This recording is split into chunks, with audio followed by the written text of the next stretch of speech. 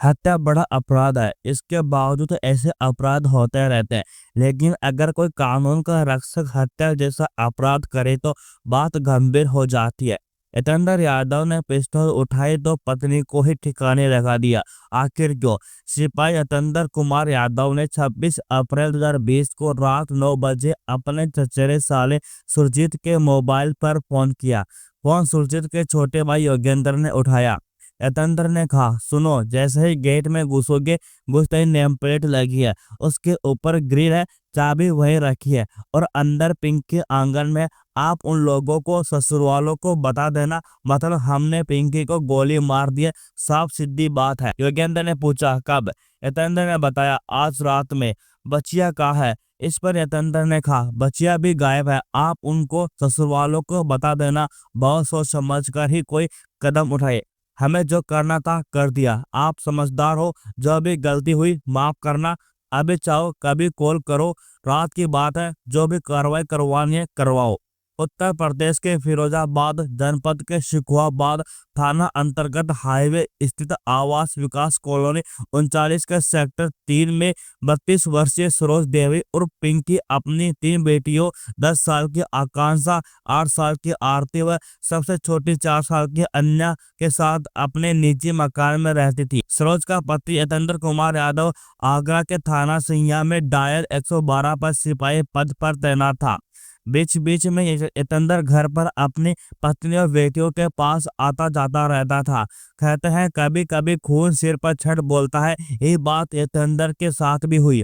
उसने अपनी पत्नी की हत्या करने के बाद अपने चचेरे साले को फोन कर पूरे घटनाक्रम की जानकारी दी और अपने ससुरवालजनों को सूचना देने व आगे की कार्यवाही करने को कहा। इसके साथ ही उसने उन्हें धमकी भी दी कि वे जो भी कार्यवाही करे खुद सोच समझ कर करे। योगेंद्र ने पूरी बात रिकॉर्ड कर ली थी।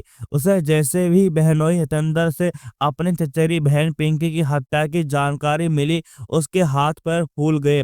उस समय लॉकडाउन चल रहा था। उसे इस बात की जानकारी थी कि पिंकी और यतेंद्र के बीच विवाद चल रहा है, लेकिन हालात हत्या तक पहुंच जाएगा, इसकी उसे कल्पना भी नहीं की थी। योगेंद्र ने रात में ही पिंकी के मायके में फोन कर अपने चचेरे भाई हरिओम को घटना की जानकारी दी। हरिओम ने जैसे ही बहन पिंकी की हत्या की खबर बताई, घर में कोहराम मच गया, रोना पिटना शुरू हो गया। इससे पहले 26 अप्रैल की सुबह 9 बजे हरिओम के पास आवास विकास कॉलोनी में रहने वाले एक परिचित का फोन आया था। उसने बताया था कि वह उसकी बहन सरोज उर्फ पिंकी के घर गया था।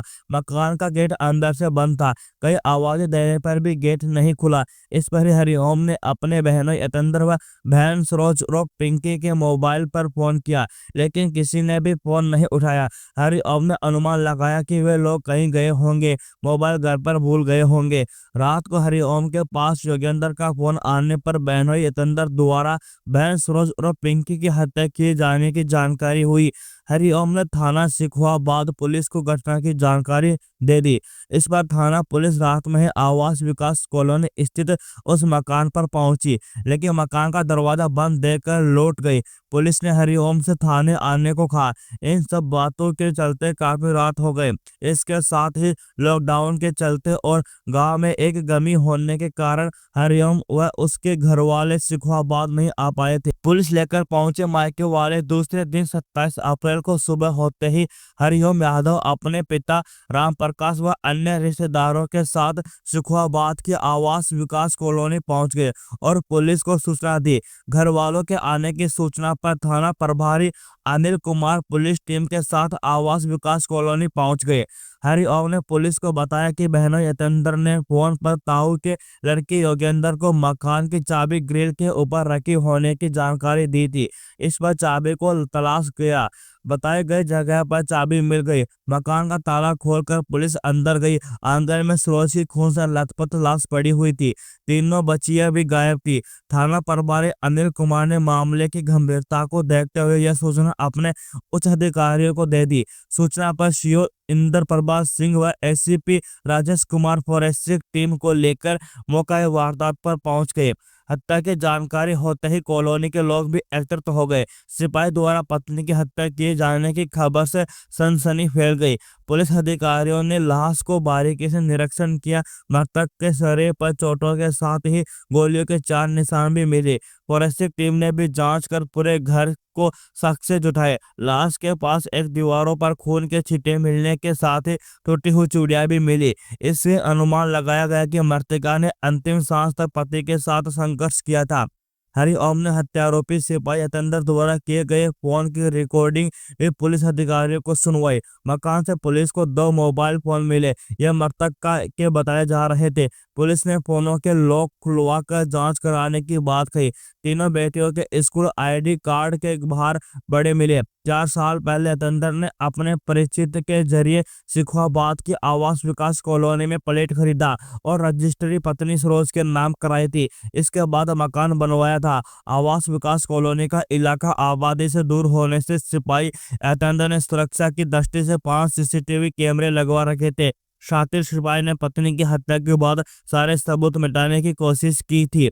वह घर के अंदर और बाहर लगे सभी CCTV कैमरों की रिकॉर्डिंग डिलीट करने के बाद तीनों बेटियों को लेकर इस तरह घर निकला कि किसी को कोनो कान भनक तक नहीं लगी। पूछताछ में मृतका के भाई हरिओम यादव व पिता राम प्रकाश ने बताया कि यतेंद्र के मथुरा की एक युवती से अवैध संबंध थे।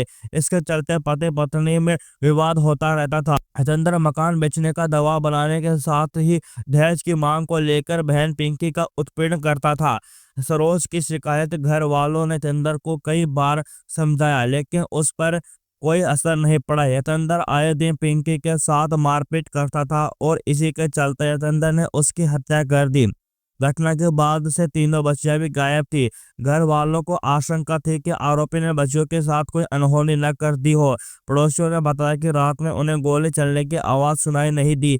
मृतका के भाई हरिओम यादव की तहरीर पर पुलिस ने सिपाही यतेंद्र कुमार यादव, उसके पिता रामदत्त व यतेंद्र के बहनोई हरेंद्र के खिलाफ सरोज की गोली मारकर हत्या करने का केस दर्ज कर लिया। पुलिस का अनुमान था कि कॉलोनी हाईवे के किनारे स्थित है। मकान दूरी पर बने हैं। रात का समय होने पर संभव है कि पड़ोसियों को गोली की आवाज सुनाई न दी हो।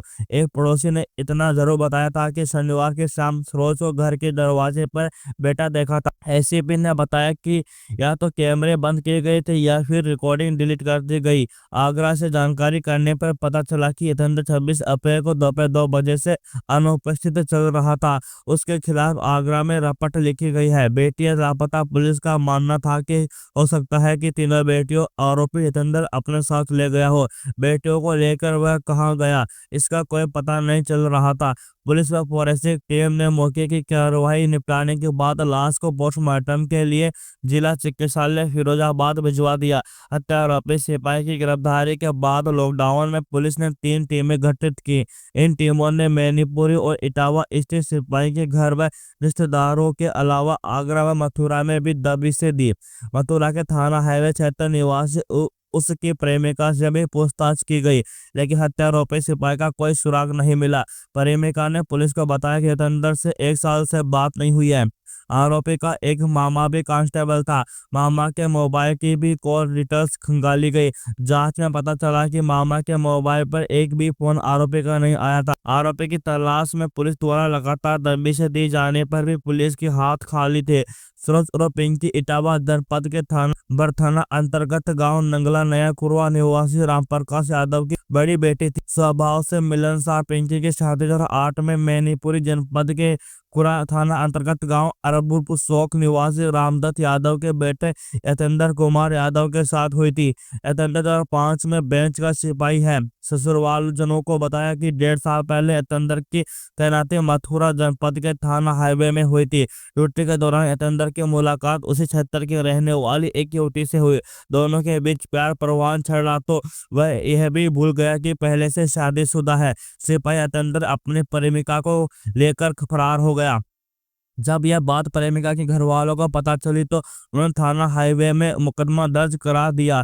इस संबंध में यतेंद्र कुमार सस्पेंड भी रहा था। 2 माह बाद युवती वापस आ गई और उसने सिपाही यतेंद्र के पक्ष में बयान दिया था। बाद में यह मामला रफा दफा हो गया था। पति की इस करतूत से पिंकी को गहरी ठेस लगी। दोनों के बीच इस बात को लेकर थड़की बढ़ गई।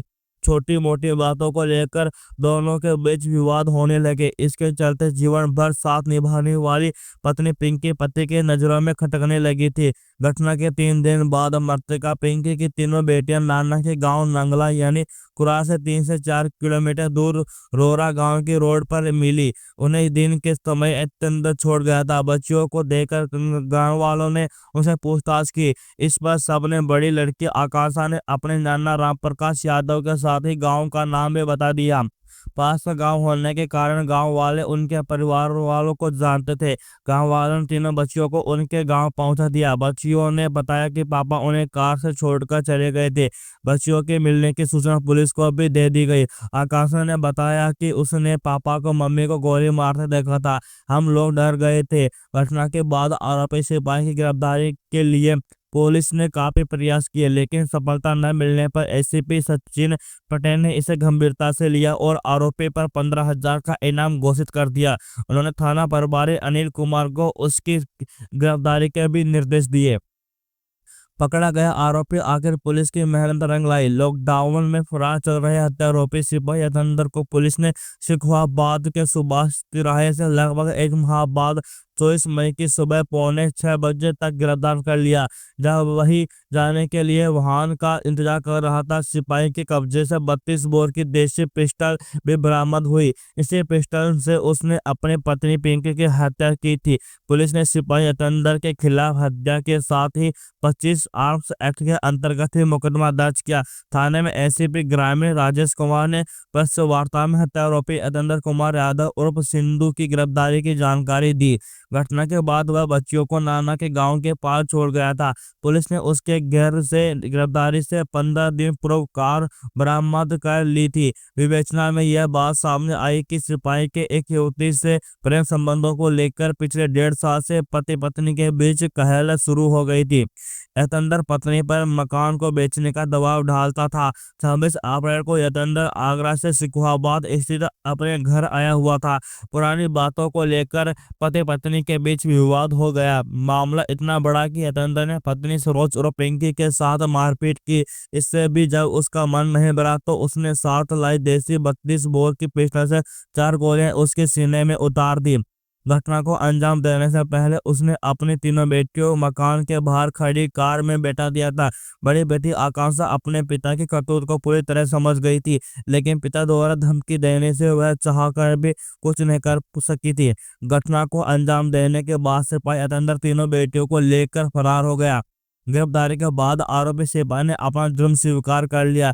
सुंदर सुशील पत्नी के होते हुए भी युवती से प्रेम संबंधों के चलते सिपाही यतेंद्र ने अपने खुशहाल जिंदगी को ग्रहण लगा दिया।